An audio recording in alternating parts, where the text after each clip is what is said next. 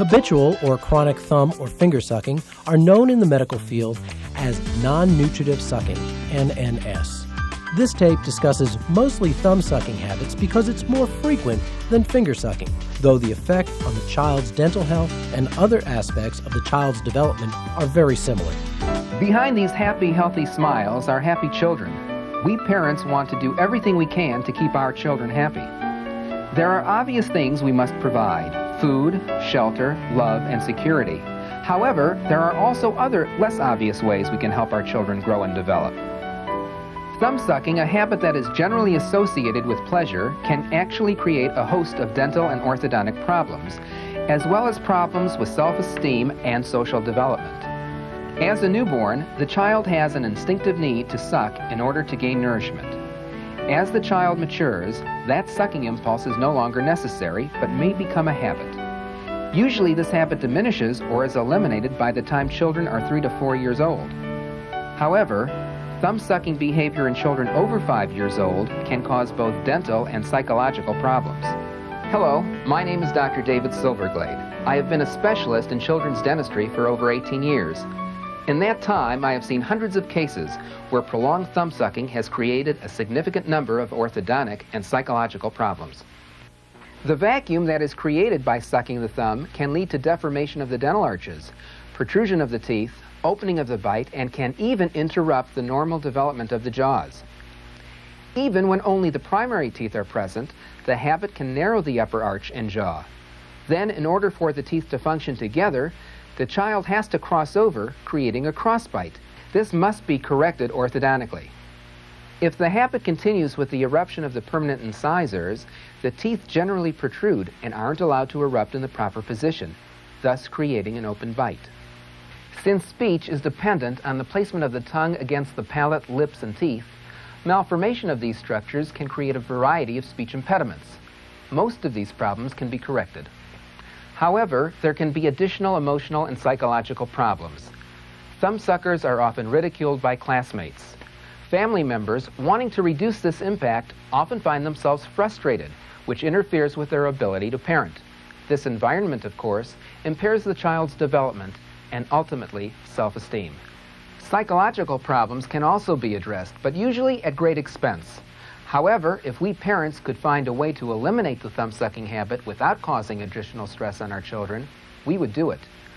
Fortunately, ThumbGuard makes this possible. It's a simple, safe, comfortable device that eliminates the vacuum caused by thumb-sucking. Here's how it works. A non-toxic plastic cylinder is placed on the thumb and held in place by a hospital-type bracelet.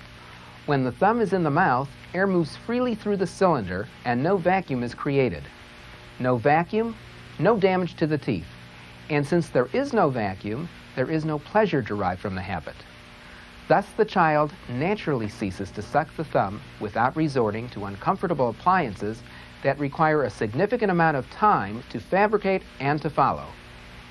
In our studies, we have found that in over 9 out of 10 cases, the child has stopped sucking the thumb within 3 to 4 weeks.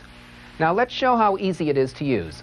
First, I merely take the hospital bracelet and insert it in the appliance. We then insert the thumb into the cylinder. We'll come around and put the narrow band into the wide. And this is how we adjust the tension on the appliance. And then we'll thread this, and we'll come around to the wrist and finally bind it by snapping it through the other edge. It's now secure, and we can cut off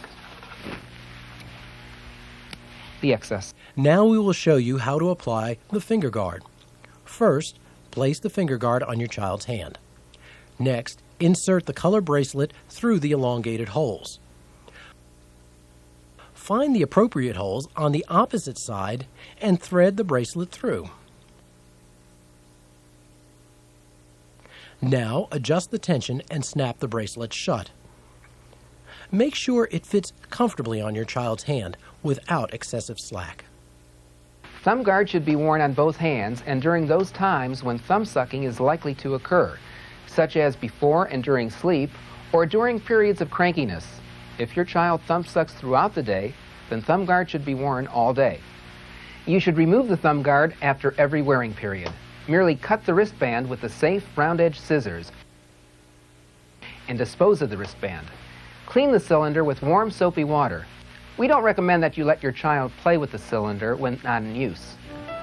The expensive costs of orthodontics can only repair some of the damage, but usually long after the problem has fully manifested.